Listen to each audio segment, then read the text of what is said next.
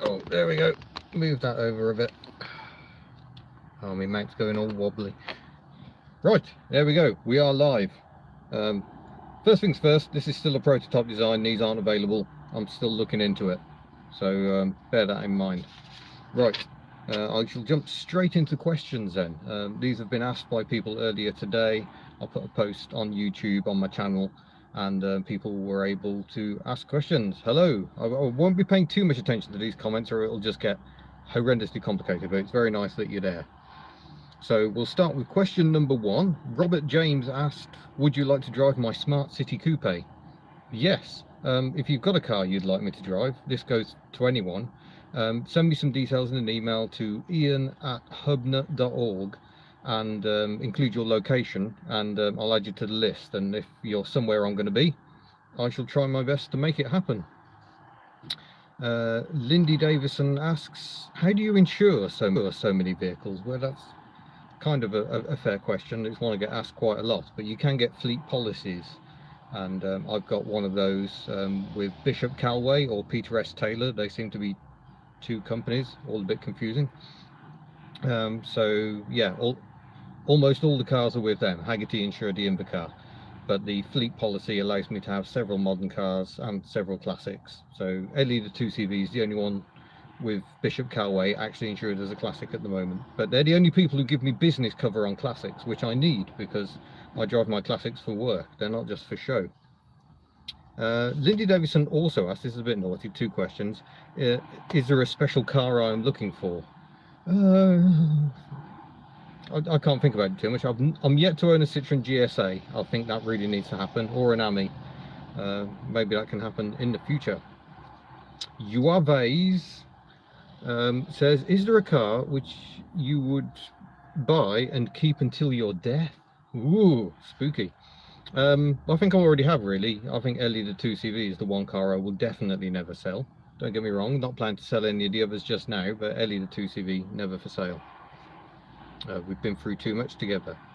Kencast or Sencast, ever attempted to smoke the rear tyres of Tuk?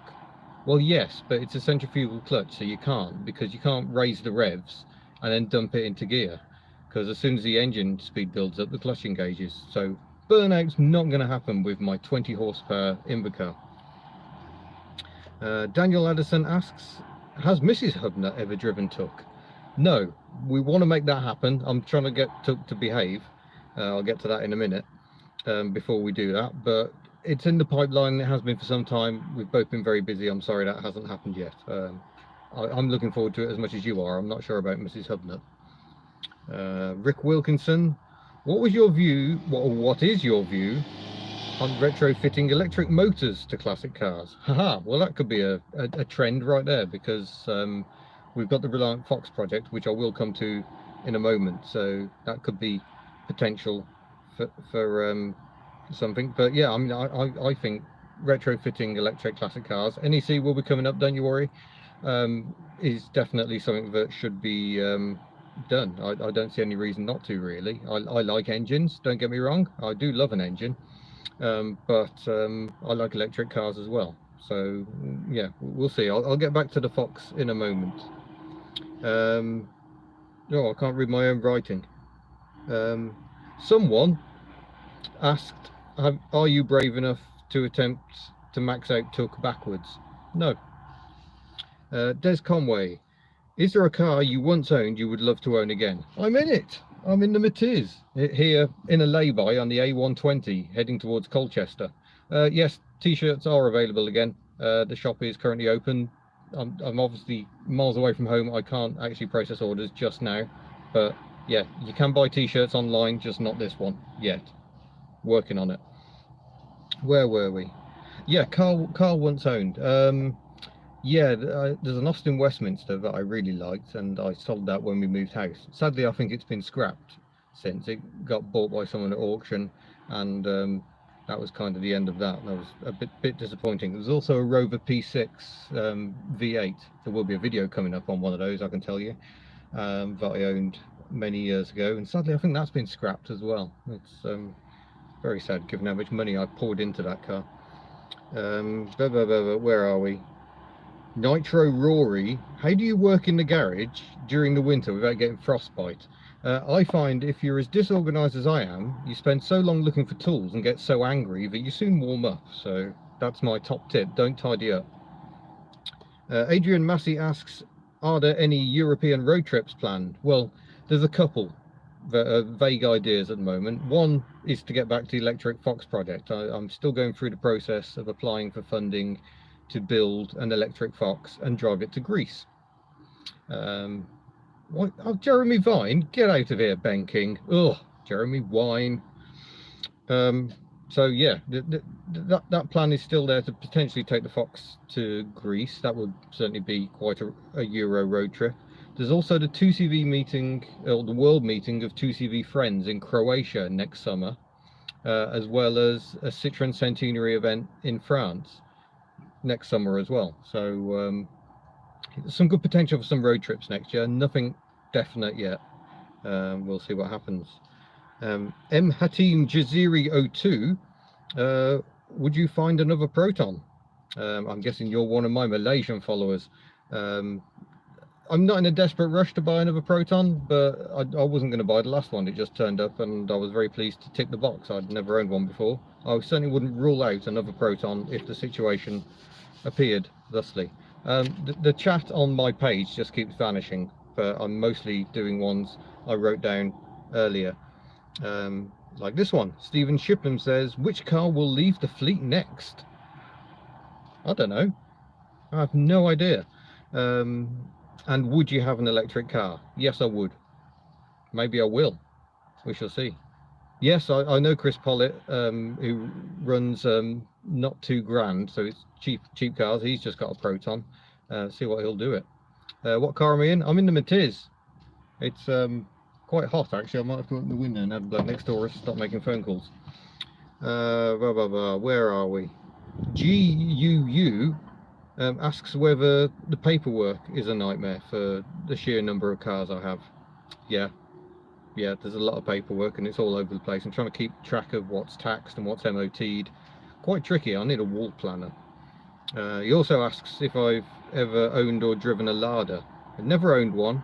I've driven the worst Samara in the world, which was quite entertaining, and I've also driven a Neva green laning. That was huge fun. Massive want for a Neva. Amondo Loney asks how long I've lived in Wales. It'll be 8 years next month. Blimey, that's gone quick. Have we been accepted? I'd say so, yeah. And is language an issue? Showing an interest in the Welsh language definitely helps if you're considering a move to Wales. My wife has been learning quite a lot of Welsh. I've only got a few words, so I know diolch, which is thank you. That's an important one. Da iawn is very good. And yeah, there's a few other phrases that could come in useful in Wales. It's like anywhere. If you learn a few words and show a bit of an interest, then they're very warm to you. Do I break even on my cars? Oh, you're funny. I'm not answering that.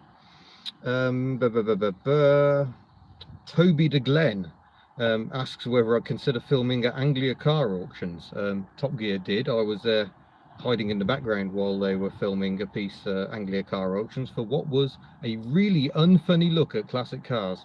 But I did watch James May start his Citroën Ami by hand with the handle in front of Clarkson, who looked amazed. I don't think any of that made the final edit. But would I do it? Yeah, no, I have a feeling Anglia Classic auctions would probably be up for it. Main problem is they're the other side of the country to me. Where in Essex are you? I'm heading towards Colchester. The Matiz is stopping in Colchester for the night, and then I'm getting a boat to the Netherlands tomorrow. Tonight. Are you in Mirror? No, I'm not in Mirror. This is... I must see if I can find a setting in the YouTube. I didn't think it was doing Mirror. So is that not reading as Hudna? Is that Tin Hud? Yeah, that's a bit embarrassing. I will investigate. Is there anything I can press in here? No, there is nothing useful in that menu. I'll work on it next time. You had to get out of the bath for this. Well, I'm glad you did, otherwise it would be very dangerous. So I hope you put some clothes on. No nudism in the chat box. Where did I get up to?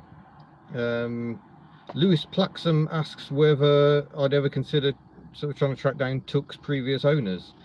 I don't really know where to start with that, to be honest. You can't get the history from the DVLA anymore because of data protection, and I'm not sure the Invercars were ever actually registered to the end user. I think they were registered to the people who looked after them, or sometimes the DHSS, as it was then, Department for Health and Social Security. So I've got no names to go on. I've got nothing apart from a shopping list that was left in the car. Oh, don't worry, Mr. Rolling Troll. I'll be back later. And you can watch it then. You got a shout out in it, so there you go. Enjoy your day. B something or other. What do you make of the Welsh Government's new limit zones and hidden cameras? I didn't know anything about hidden cameras, but I have a really crafty way of avoiding speeding fines and tickets, and it's don't speed. It's a lot easier when you drive slow cars. But the Welsh Government have brought in 20-mile-an-hour speed limits in front of all primary schools, and I can kind of see that that's a sensible thing to do. Phil Askew asks, which is best, Mondeo Mark 1 or Carina E? I've only ever driven a Mondeo. I haven't driven a Carina E. I feel I've missed out. Pass. And there's another one asking about reviewing cars, but yeah, if people want me to review their cars or at least consider it for my list, it's just as and when. Ian@hubnut.org. Send me an email with details and your location. Michael Franklin asks, will Tuck or Ellie be at the NEC? That's the NEC Classic Motor Show.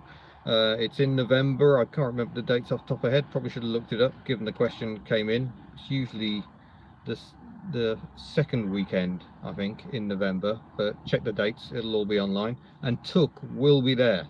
My publisher, Kelsey Media, will have a stand there for Classic Car Buyer and Classic Car Mart, and Tuck will be on the stand, and I'm planning to drive her there. I'm also planning to drive her to a Classic Car run this coming Saturday, or is it Sunday? I should probably check before I leave the house, but that should be a good 50-mile run. What else have we got? Cebu Dale, is that? My writing is terrible. Asks whether I'm religious. No, not in the slightest. I have no problem with people who are, as long as they're nice to people, and quite a lot of people are. Des asks, would you ever consider reviewing something with two wheels? I'm not really a biker person. Bikes just don't interest me. People talk bike at me and I look like people look like when I talk cars to them. I don't get it. You know, I can watch a few seconds of MotoGP and go, that's quite brave. But I like windscreen wipers and I like a sensible number of wheels, and I just about consider 3 sensible. Mark C asks whether there will be more t-shirt designs. I hope so. Hoping for some big developments for the channel next year, so yeah, more t-shirts, definitely a part of that. Daniel Bogan asks, he's after more details about the Electric Fox and Tuck's transmission. Electric Fox, I've got an interview next week to see if I can talk the Motorvision people who run the Motorvision Awards into giving me lots of money to make an Electric Fox happen. If that happens, you will be the first to know, and it will hopefully happen. But you know, there's 5 very good projects, all after the same amount of funding, so only one of them's going to get it. If I get it, brilliant, it'll be a huge adventure. If not, I've got an engine for the Fox sitting in my workshop, and that'll go in, and I'll have a different adventure. There will be some sort of adventure with the Fox. It might be electric, it might be not. We don't know how it's going to pan out, but hopefully we won't have to wait too much longer to find out. And Tuck's transmission, I'm trying to track down some new pulleys. I don't think the pulleys are working properly, so we'll see what we can do with those. But I'm going to have to wrap things up because that's getting on for 15 minutes of me prattling away in a lay-by. If anyone's walking past, they'll be wondering what on earth I'm doing. But yeah, thank you very much for watching. Thank you for being a part of this Q&A. Thanks to all of those who asked questions. I was trying to get through all of them, and I think I just about managed it. There were an awful lot of them. Sorry if I missed your question. It wasn't deliberate. And what are you going to call the Fox? I've no idea. I'm hoping the Fantastic Fox, or Fantastic Mr. Fox, as a bit of a Roald Dahl tribute, but we'll see. Yep, you get back in the bath, and I'm going to continue driving. There we go. Thank you very much, and I'll see you again in a future video.